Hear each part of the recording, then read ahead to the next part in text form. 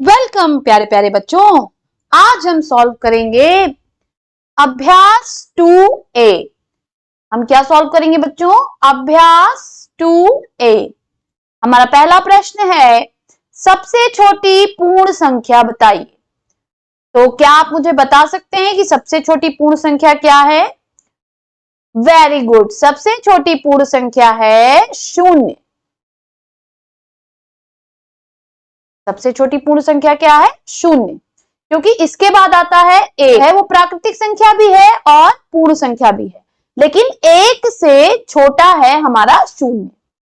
सबसे छोटी पूर्ण संख्या क्या हो गई बच्चों? 0। चलिए आगे बढ़ते हैं, नेक्स्ट क्वेश्चन पे चलते हैं।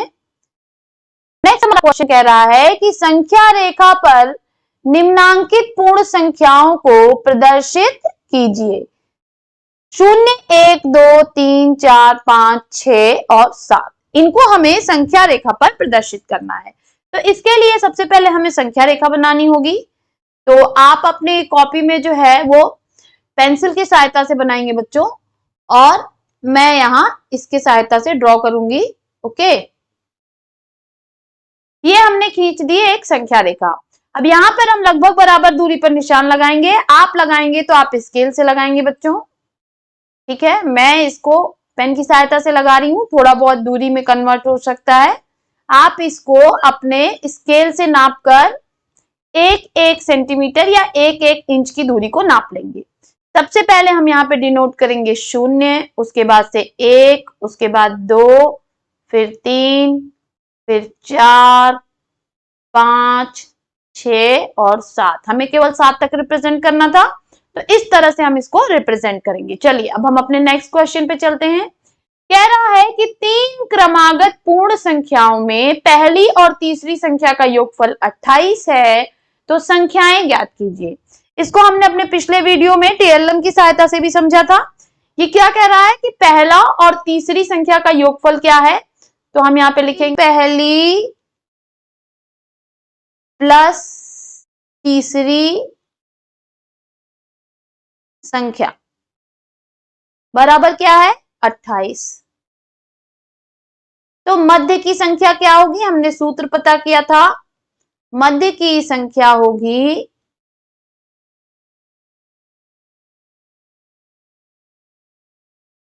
पहली और तीसरी संख्या के योगफल का, पहली संख्या और तीसरी संख्या, यहां पे आप संख्या भी लिख सकते हैं, के योगफल का आधा। तो यहाँ पे हमारा क्या है? 28। तो 28 का आधा हम करेंगे, 2 से भाग देंगे, क्या आ जाएगा? 2 एकन्ने 2, 2 चौके 8। क्या आ गया बच्चों? 14। तुम्हारी संख्या मध्य की क्या हो जाएगी? 14। अब 14 की पूर्ववर्ती संख्या क्या होगी? आप सभी जानते हैं, इससे एक कम हो जाएगी 13। और 14 की पश्चवर्ती संख्या क्या हो जाएगी बच्चों? 14 के बाद आएगा 15। तो हमारी तीनों संख्याएं क्या हो गई? 13, 14 और 15। इसको हम चेक भी कर सकते हैं बच्चों, 13 और 15 को हम जोड़ेंगे तो क्या आएगा? 28। यानी हमारा आंसर जो है ये बिल्कुल सही है। चलिए नेक्स्ट प्रश्न पे चलते हैं। कह रहा है यदि 3 क्रमागत पूर्ण संख्याओं में मध्य की संख्या 39 हो तो तीनों संख्याएं ज्ञात कीजिए। तो बहुत आसान है।